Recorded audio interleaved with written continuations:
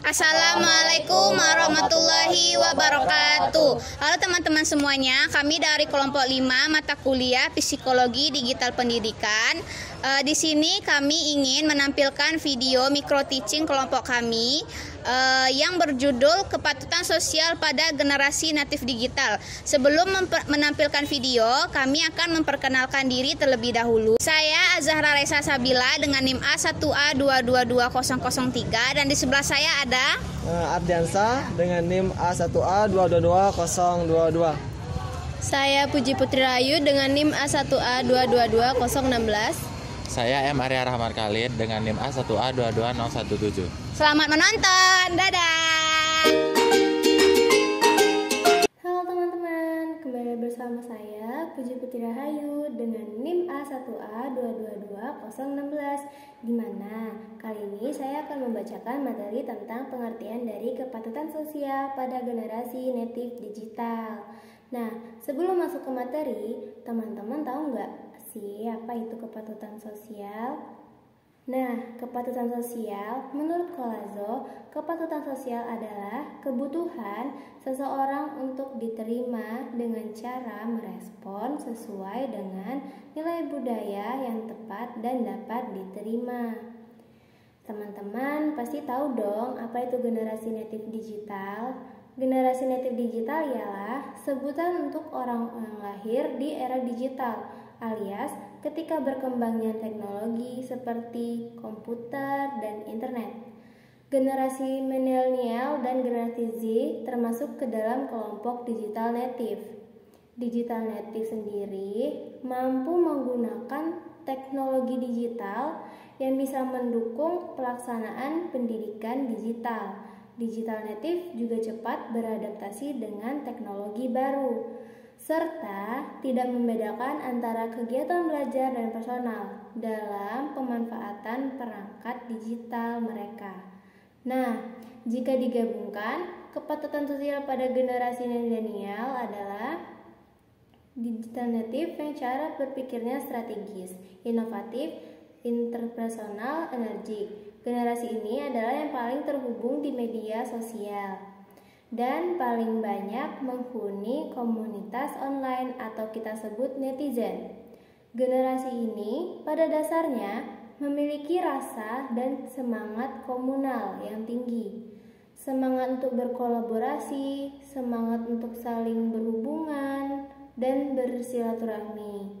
Sebagai warga dunia maya, ia pun mengaku memiliki hak sipil untuk berinteraksi dengan rekannya secara sosial, seperti memberi dan menerima masukan dari teman, termasuk hak mengoreksi dan mengklarifikasi informasi yang beredar, serta hak mengeluarkan pendapat dan analisis.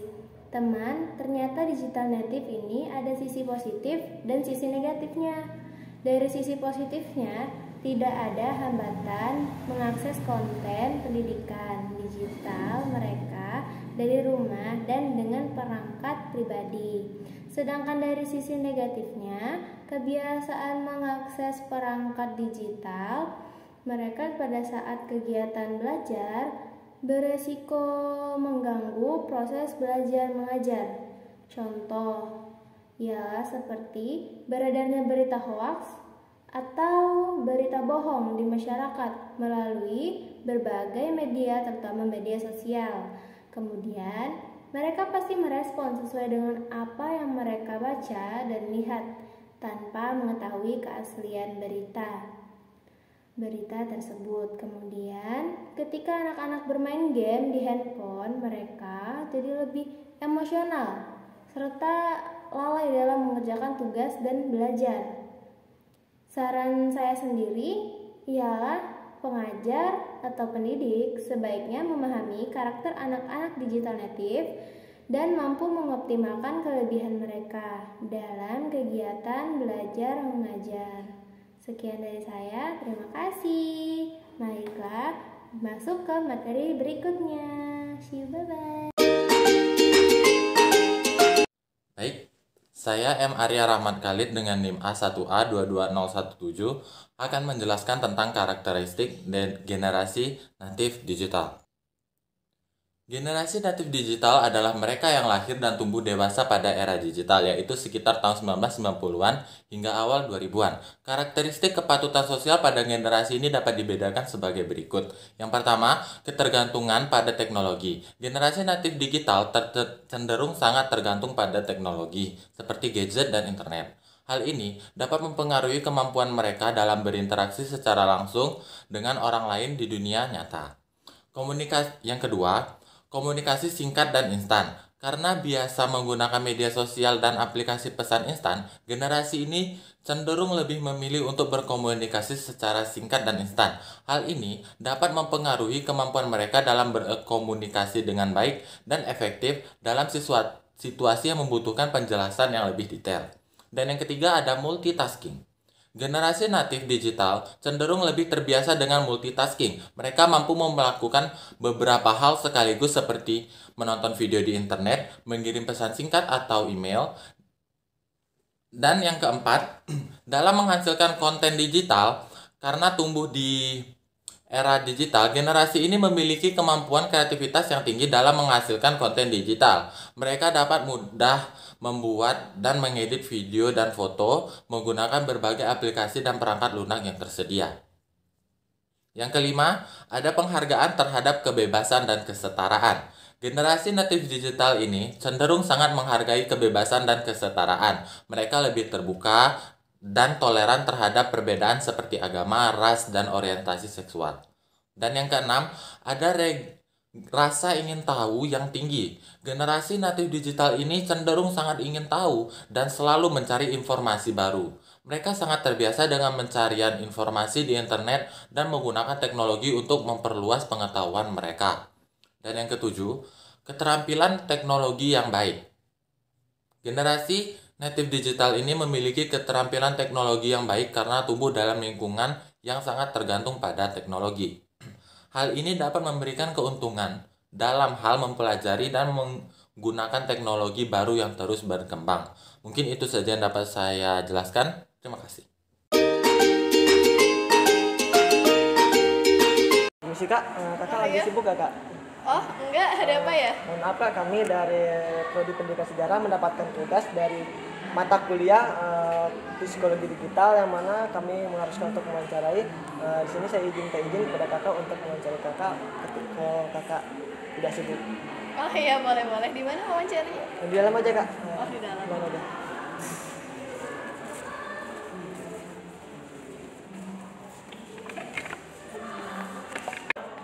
Sebelumnya dengan kakak siapa ya?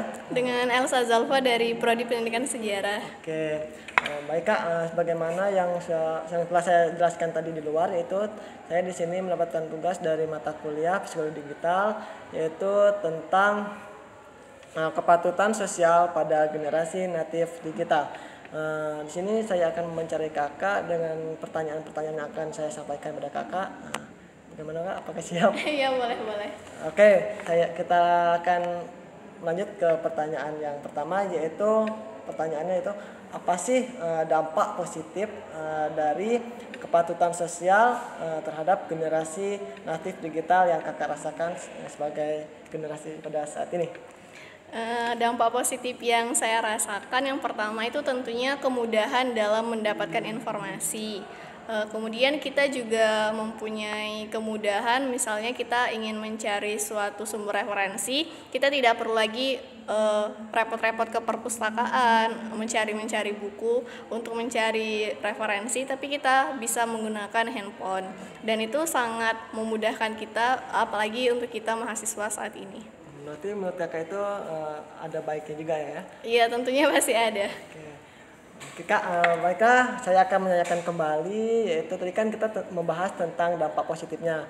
Kemudian saya di sini akan menanyakan kakak itu tentang apa sih dampak negatif dari generasi natif digital dalam kepatutan sosial pada saat ini, yang sebagaimana kakak itu generasi pada saat ini. Kalau berbicara mengenai dampak negatifnya, setiap di era globalisasi saat ini sangat sulit ya memisahkan diri dari teknologi ini. Apalagi di usia kita yang sekarang ini, pasti selalu kemana-mana membawa handphone. Nah, menurut saya dampak negatifnya itu menjadikan seseorang itu mempunyai sikap individualis. Mungkin dulu kita sering kalau misalkan bermain itu bersama-sama. Nah, sekarang itu lebih sendiri-sendiri, lebih ya sudah kalau misalkan mau ada acara ngumpul sama teman itu pasti kita sibuk sama handphone kita sendiri. Selain itu juga mungkin dampak dalam proses pembelajaran itu mengurangi konsentrasi kita, karena ketika kita kecanduan bermain handphone atau mungkin bermain game itu akan mengurangi waktu belajar kita. Mungkin itu saja Kak pertanyaan yang telah saya sampaikan dan dijawab oleh Kakak, yang mana jawabannya sangat baik sekali. Sebelum itu terima kasih banyak. Baiklah, itu saja wawancara yang saya lakukan kepada Kak Elsa. Saya akhiri, wassalamualaikum warahmatullahi wabarakatuh. Hai teman-teman, perkenalkan nama saya Azahra Raisa Sabila dengan NIM A1A222003. Di sini Azza ingin mewawancarai beberapa teman-teman di sini tentang kepatutan sosial dalam generasi natif digital. Halo Kak, permisi. Boleh minta sedikit waktunya Kak? Saya Azahra Raisa Sabila. Sebelum nama Kakak siapa? Pipi. Hai Kak Pipi. Saya dari Pendidikan Sejarah. Izin nih Kak untuk mewawancarai Kakak, nanya-nanya tentang materi dari kelompok kami, yaitu kepatutan sosial dalam generasi natif digital. Boleh Kak? Izin rekam juga ya Kak ya? Ya, kalau boleh enaknya di mana ya Kak? Di sini ya Kak? Oh ya. Baiklah, langsung saja ya Kak, saya bertanya. Saya bertanya nih Kak, bagaimana tanggapan Kakak sebagai generasi natif digital pada saat ini mengenai masuknya pengaruh budaya luar melalui media sosial Kak? Menurut pendapat saya Kak, masuknya budaya luar ke Indonesia ini yang pertama akan membawa dampak yang positif. Kita itu menjadi mempunyai wawasan pengetahuan yang lebih luas, seperti kayak, oh begini loh kebudayaan luar itu berbeda sama kebudayaan kita. Tapi selain itu, kebudayaan luar yang masuk ke Indonesia juga dapat membawa dampak negatif. Salah satunya sebagai penyebab lunturnya kecintaan generasi kita, generasi sekarang ini terhadap kebudayaan Indonesia itu tersendiri. Tidak sedikit generasi sekarang yang sudah terjerumus ke arah negatif oleh kebudayaan luar yang masuk ke Indonesia.